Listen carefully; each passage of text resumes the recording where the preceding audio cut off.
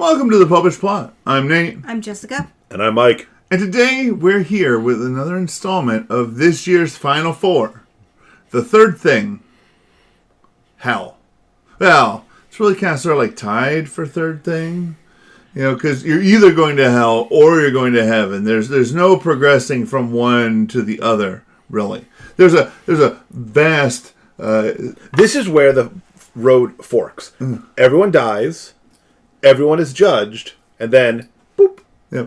And as Abraham said in the parable, there's a vast space between us and you, and so that you cannot come to us, and we cannot go to you. Mm-hmm.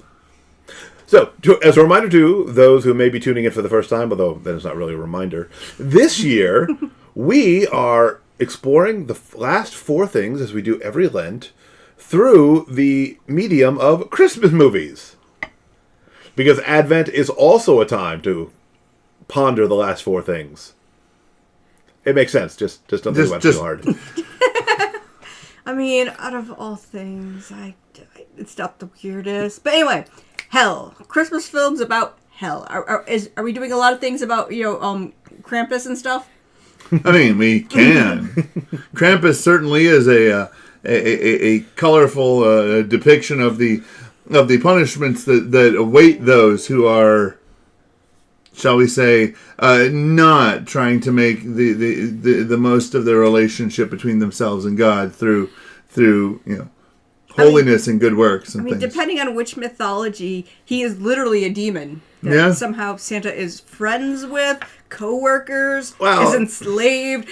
There's a lot of conflicting mythologies that all seem really weird. Yeah, there's also legends that, Solomon made demons build the temple for him, so, But that seems like the type of thing he would do. Well, that guy. He was all shady and whatnot. No, what strikes me when we think about hell and Christmas movies, a particularly apt description is Gremlins. Okay. I could see an argument for that. Because the supposed thing about Gremlins is that there are rules. You'll be fine as long as you don't break the rules with your little Mogwai. Yeah. Yes. You'll be... Except, the rules make no sense! The rules make no sense, and they are just like hell, and they are almost impossible to actually follow perfectly. Much like the whole collection of rules that were given to the Israelites in after the Exodus from Egypt, to follow all of them perfectly is really nearly, if not entirely, impossible. How do they know when it's midnight? What midnight is it? If they're from China and they're over here in San Francisco where the story takes place, is it local time? Is it Chinese time? Exactly when is it, no longer past midnight? Or, even if we assume that local time prevails, Jess's objection, perfectly reasonable. But let's say it's local time, don't feed them after midnight. It's always after midnight. 11:59 is after the previous midnight. So when does that curse get lifted? Is it a midnight to noon thing? This would not have been difficult to put into dialogue. You also have But they didn't do it. You also have the problem of keep them away from water. So how do they manage to maintain hydration? What if it's just a really humid day?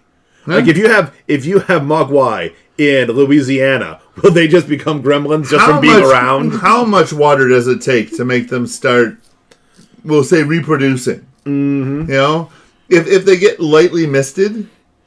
let's say I'm misting my ferns. Is that enough? Yeah. I mean, in the movies, it's always a fairly generous amount of water upon them. They don't want there to be any doubt. Yeah. Well, for example, when I approach the studio today, normally, I am challenged as with the question of whether or not I am a vampire. Mm. Today, no such challenge. No. I was simply spritzed with holy water. Spritzed with holy water. Would that be sufficient if were I Mogwai to drive me into my reproduction cycle? At which point does that mean that they are essentially all cursed because they could never be baptized. It would result in, horrible evils being unleashed. I'm still Just baptism and desire for them. I'm still really concerned about the because question. the original one clearly had, intelligent thought and stuff. I'm still really concerned about the question of hydration. Mm-hmm. All living creatures that we know of, with a few microscopic exceptions, are essentially what's the word? They require water. They're made of the water is a significant component in their constitutional parts. A complex animal like a Mogwai / Gremlin, which appears to be either mammalian or reptilian, Right, so would certainly require water. Their cells are going to contain water. Mm-hmm. They're going to lose water through evaporation. They're going to and respiration, and they're going to take in water. Mm-hmm. How do they take in the water? But also, this is where we get to, the truth of hell. Hell promises you lots of cuddly and nice things. Just disobey the law of God, and you'll have not something as cute as a tribble, but something still cute and cuddly for a long time. But invariably, you will not be able to follow all the strict and contradictory clauses in your deal with the devil, and it will become a monster which will multiply and seek to destroy you and everything you've ever loved until you're in hell, where all the promises of fulfillment are empty and all there is suffering and agony unlike anything you've ever experienced in this life. There's also the notion that you're told that hell is just going to be a lot more like Earth. All the things that you love here, you can have them there. All the things that everybody tells you can't do here, that you love, but you can't do here, you can have there. Dirty, dirty lies. But I mean, I don't think I've ever heard that lie. So, carry on. But essentially, what you've got, right, is you've got a Mogwai that's been completely stripped of all the things that make a Gizmo. Mm-hmm. Sure, you could have all these things, but any goodness that these things might possess are good that they have because of the connection to God. Mm-hmm. Mm-hmm. If you take away that connection, all you've got is, what's left? A lizard thing wearing a very bright colored top. Yeah. And especially when you get to the new batch, affecting all kinds of weird accents and whatnot. Mm-hmm. I mean, it's been a while since I watched. One of them was wearing a monocle. Uh-huh. Good talk. But, again, we just go to the folk wisdom of Billy Joel. I'd rather laugh with the sinners than cry with the saints. Brother, you are not going to enjoy hell. No. It's not going to be what you think it is. Same thing with Gremlins. Never what you think they are. Especially if you get them wet. Especially if you or get feed them. Which, again, how do you avoid this? How do you avoid these things? It's always after midnight, so you can never feed them, so they starve to death. That's cruel. And they can't get wet. What does that even mean? You gotta keep them out of the daylight, so, that right there, and anything that you have, which absolutely cannot be allowed to be exposed to the daylight, that right there should give you pause. Are you insulting our child's super Irish friend? Yes. Yes, we are. Look, I've seen him out in the daylight. Theoretically. I may have not seen him in It's been daylight hours. But I may have not seen him in direct sunlight, but I have seen him in the daylight. He was daywalking. There is no doubt that he was daywalking. He may not have been directly in a sunbeam, but he was daywalking. Yeah. I'm wearing a shamrock ring. I can say whatever I want about the Irish. I'm sure that's the requirement there. That's how it works. I'm Irish enough. I can do it. Okay. Yep. Anyways. Nate, you can insult the Dutch. I can insult the Irish. This is how it works. You realize that by those rules, she can insult all of us. Yes. And she does. Depending on the situation. Mongrel that she is. Generally not on the show. So, I kid. also, for hell, any good adaptation of Charles Dickens' A Christmas Story. If it's a good adaptation, then yes. Because when he faces the ghost of Christmas future, ha! That's a scared straight moment.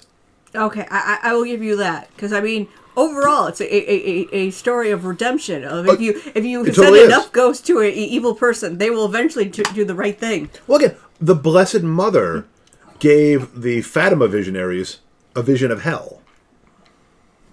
Here's the thing, though. I don't think Ebenezer Scrooge was, ontologically speaking, an evil person. Okay. All right. He did suggest that all the orphans should die and get rid of the surplus population. I'm not arguing A that. eugenic monster. I'm not arguing that he didn't do evil things. Yes.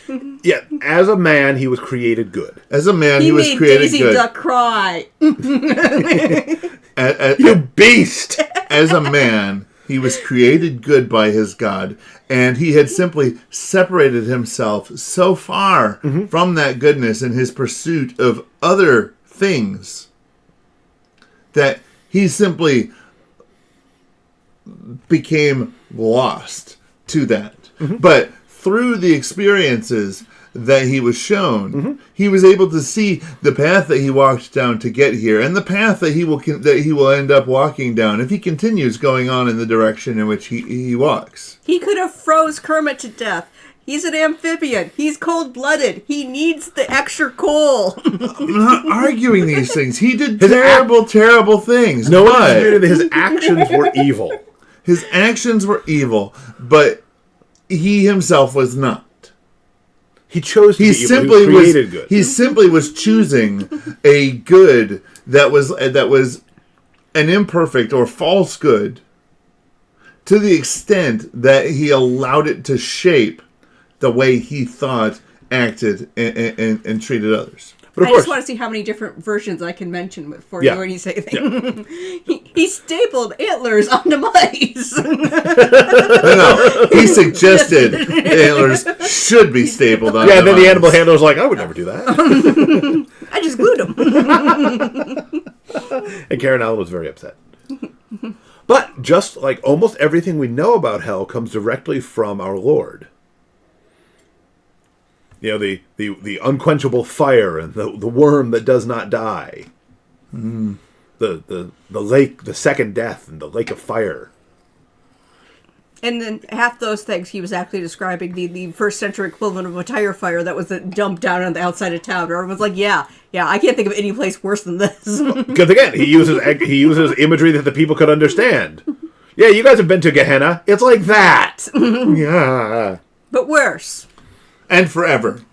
Well, again, just as eye has not seen, ear has not heard, we probably can't imagine, we know we can't imagine how good heaven is. We probably can't imagine adequately how bad hell is.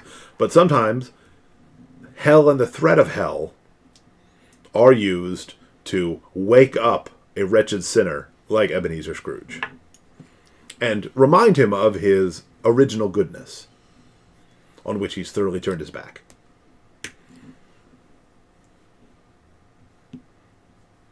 So, comment below with what heartwarming Christmas tale makes you think of hell the most. Now, I know that Extra points if by some chance it is a Hallmark Christmas movie. Because I know that those things make me think of hell all the time.